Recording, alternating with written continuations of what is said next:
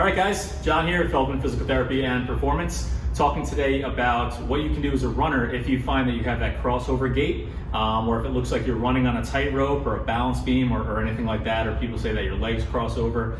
It's also really important. A lot of people we find have hip and knee issues, and it kind of comes back to that running form.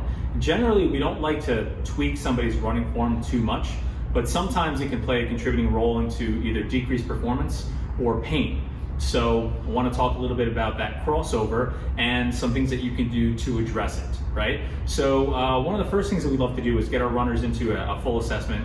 We'll look at strength of the hips, strength at your knees, basically anything strength from the hips down. Look at stability of the pelvis. So get a good baseline strength, right? We want to know, are your lateral hips strong enough to be able to support the repetitive running on the ground? Then we want to take a look at mobility, basically kind of get a frame, kind of a snapshot of your framework and see what is it that we're dealing with here, right? So this is before we really even get into kind of changing somebody's running style. But even if we've taken a look at everything and we find that, okay, well, it looks like you have good mobility, looks like you have good strength, chances are almost all runners can be a little stronger in some areas. But basically, we want to take a look at kind of your ability to keep your feet apart. So if normally you find that you're running on a tightrope or on a balance beam or something like that, we want to find a way to kind of get your feet separated. Okay, so what are some drills that we can do to help you with this? Some of our favorite drills revolve around farmer's carries, marching, even running on a treadmill, but doing so with a big strip in front of you. So whether it's like I take a piece of tape, a piece of white athletic tape, and put it on the ground, or you can put a rope on the ground, or basically anything long and straight on the ground in front of you, something that you're not going to trip over, preferably something flat, right? But basically something that you can put on the ground, and you can practice either doing farmer's walks or marching, or even on the treadmill, like I said, a piece of tape, something visual to kind of train you to go 1 foot on either side of the rope or the line or the mark, whatever it is, at all times. All right, this is a really, really important drill for a lot of runners. It teaches foot placement, it teaches motor control, and teaches a lot of beneficial work basically for any time your foot hits the ground, keeping your body, your pelvis stable throughout the entire motion or throughout the entire run. So not necessarily one of those things where we feel people need to go ahead and stretch and do all this crazy work.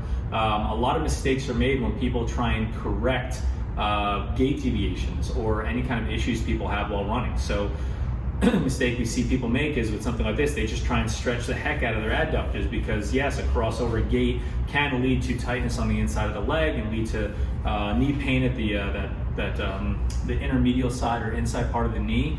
And we don't just necessarily want to stretch that and yank on it because there are some other issues at play here. It could be a motor control issue, meaning your brain is just completely used to whipping that leg around and being stable in that position, when in reality, we want to bring you apart a little bit and work on strengthening the hips. So here's what we want you to do. Seriously, get a piece of tape, right? Or find a white line or something like that, and you can focus on a farmer carry. So just get some heavy weight in each hand, maybe try with 10% of your body weight, and just slowly try and walk and progress over that line. Again, left foot on the left side of the line, right foot on the right side of the line, nice and slowly. And just do this for about a minute. Continue this, take a break, rest for about a minute, and then do it again. All right, so you can work up to maybe 3 or 4 times 1 minute. Then you can go maybe a little heavier. You can hold it here, and you can get into that same farmer carry. The weight's getting a little higher now. Then maybe you get into a marching position, all right, where you're marching on either side of the line. Same rules apply. Try it for a minute, rest, and then try it again. Work up to really heavy, maybe 20% of your body weight there. You want to put a barbell on your back, same thing, same rules apply. These are really, really great drills to practice proper foot placement, striking underneath your body and making sure that you're in a good position and not crossing over. And then ultimately you can get yourself onto a treadmill, put a piece of white tape on the treadmill on the deck, and then just start running and just see how it goes, right? Make sure it's not permanent tape, especially because at the gym they may not be happy about something like that. And Morgan's behind the camera right now laughing. So those are really great drills, guys.